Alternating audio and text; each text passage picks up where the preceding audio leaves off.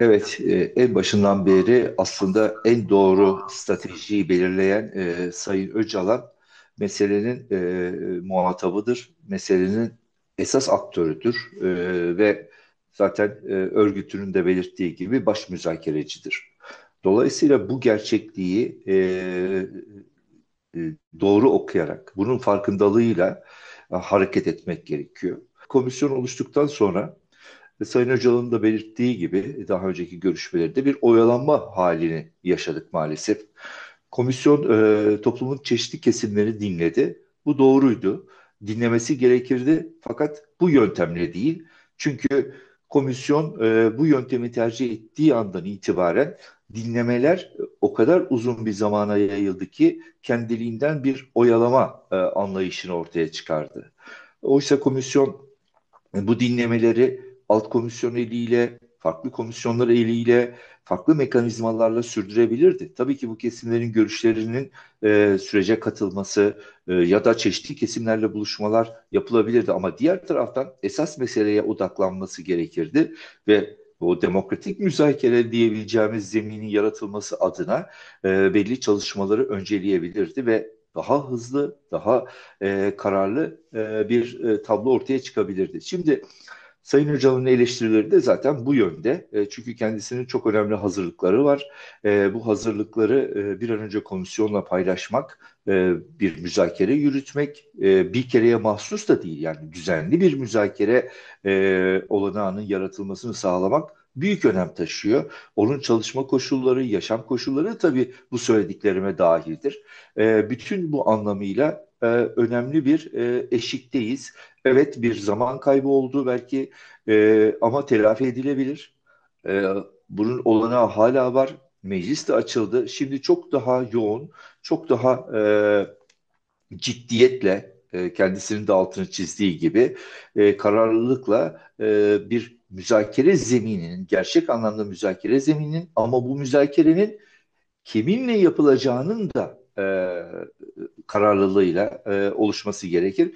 Çünkü evet bugün özellikle 27 Şubat'ta e, Sayın Öcalan demokratik siyaset stratejisini hayata geçiriyorum dediği andan itibaren bu demokratik siyasetin müzakereye olan muhtaçlığının giderilmesi bir kere kendisiyle sağlıklı bir müzakere zemininin yaratılmasından geçiyor.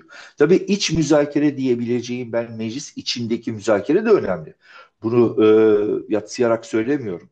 O iç müzakere ve tabii ki esas muhatabıyla yani Öcalan'la müzakere eşgüdümlü olarak birlikte muhakkak götürülmeli.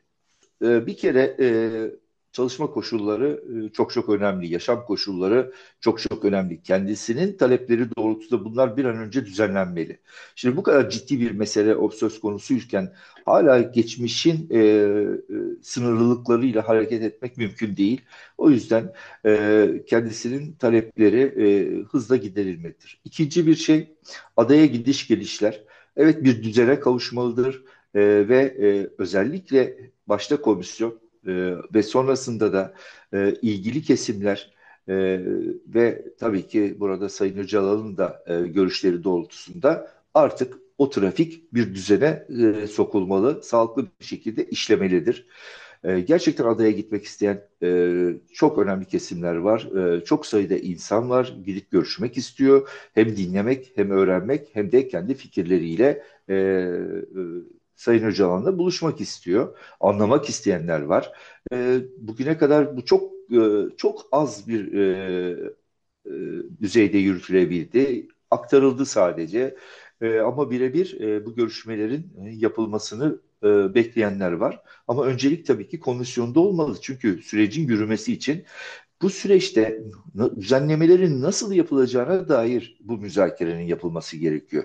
Şimdi kendileri de daha önce belirtmişti ara dönem yasalarına ihtiyaç olduğunu, hukuki güvenceye ihtiyaç olduğunu, 27 Şubat'tan bugüne kadar her fırsatta bunu dile getirdi. Bununla ilgili hazırlıklarının olduğunu ve bu düzenlemelere dair komisyonla görüşme yapması gerektiğini söyledi.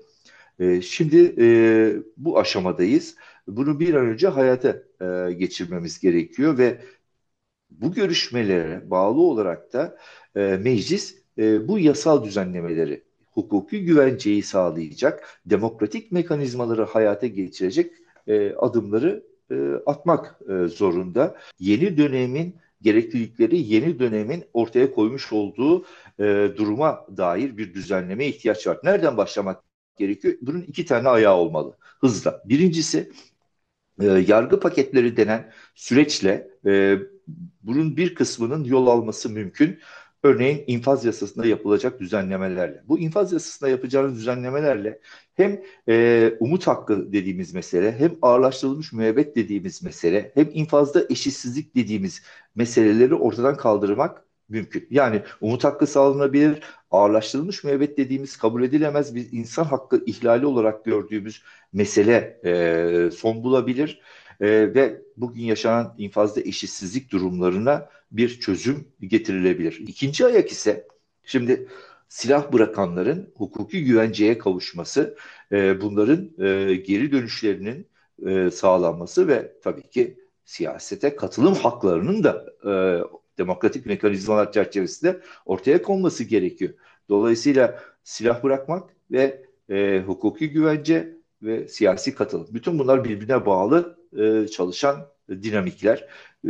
Artık bu yaklaşımla meseleler ele alınmalı. Bunun nasıl olması gerektiğine dair bir program ortaya çıkartılmalı. Bu programa uygun da hem meclis hem de diğer idari yapılar kendisini mutlaka yeniden düzenlemelidir. Çünkü artık yeni bir döneme geçtik. 27 Şubat'tan sonra ortaya konmuş olan durum artık başka bir dönemi bize anlatıyor.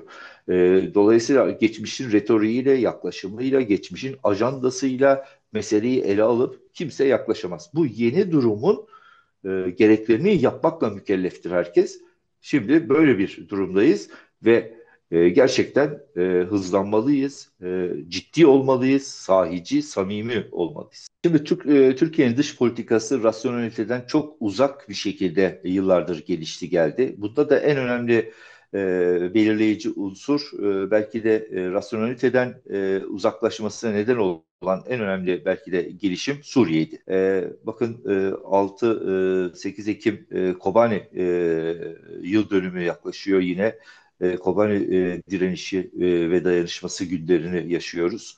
Bütün bu tarihe baktığımız sürede şunu gördük. Türkiye'nin dış politikası, hele hele Orta Doğu'ya yönelik dış politikası çok yanlış bir strateji üzerinde irrasyonel bir anlayışla biçimlendirilmiş. Bir kere Türkiye bundan kurtulmalı. Türkiye artık Suriye'ye bakarken doğru pencereden, dış politikasını yapılandırırken artık doğru stratejiden hareket etmek zorundadır.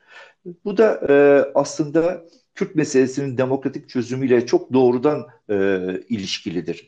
Dolayısıyla Suriye'deki Kürtleri kendisine tehdit olarak gören senaryonun amacı çok farklı bir amaçtı. Tıpkı her meseleyi terör meselesi olarak gören anlayış gibi. Nasıl ki içeride demokrasi mücadelesini, barış mücadelesini terörize eden zihniyet varsa bölgede de aynı yaklaşım söz konusuydu. Ama bu bitti artık. Böyle yol almak mümkün değil. Bu Türkiye'yi çökertti. Bütün krizlerin kaynağında bu söz konusu oldu. Buradan çıkış her şeyden önce nasıl bir dış politika, nasıl bir Orta Doğu'ya yaklaşım, Türkiye'de nasıl bir demokrasi dediğimiz mesele deyince dönüp yine bakacağımız yer aslında demokratik ulus yaklaşımıdır. Dolayısıyla dört parça Kürdistan'da ancak ve ancak barışın ve demokratikleşmenin sağlanabilmesi Kürt halkının statüsüne, onun özgürlüğüne, onun demokratik yaşama katılımına ve söz yetki karar sahibi olmasıyla çok doğrudan alakalıdır. Bu tabii demokratik ulus anlayışıyla ele alınan, değerlendirilen bir konu. Özellikle Sayın Öcalan'ın ortaya koymuş olduğu paradigmanın en temel referanslarından biri bu. Suriye içinde de bu geçerli. Suriye'nin demokratikleşmesi, Türkiye'nin demokratikleşmesiyle ya da Türkiye'deki barışın tesisi, Suriye'deki barışın inşasıyla birbiriyle çok yakından ilişkili ve burada bu ilişkiyi sağlayan, bunu yapılandıran en önemli tabii ki mekan ve dinamik Rojava'dır, SDG'dir. Toplumun önemli bir kesimi bu sürece destek veriyor. %70'in üzerinde bu rakam. Bu önemli. İkincisi, bu meclisteki işte çeşitli kesimleri dinlediğimizde şu ortaya çıktı. Çok farklı kesimler geldi. Bunlar işte sivil toplum örgütleri şemsiyesinde toplayacağımız yapılar, şahısları bir kenara koyarsak. Şu ortaya çıktı. Buraya gelen, sözünü söyleyen, yaklaşımını ortaya koyanlar arasındaki en önemli ortak zemin Kürt meselesinin demokratik çözümü konusundaki mutabakattı. Yani herkes bunun demokratik zeminde çözülmesini istiyor. Kürt meselesinin demokratik çözümünün yegane seçenek olduğunu net bir şekilde ortaya koyuyor. Tabii ki herkesi dinleyemedi. Fakat biz gidebileceğimiz her yere gittik.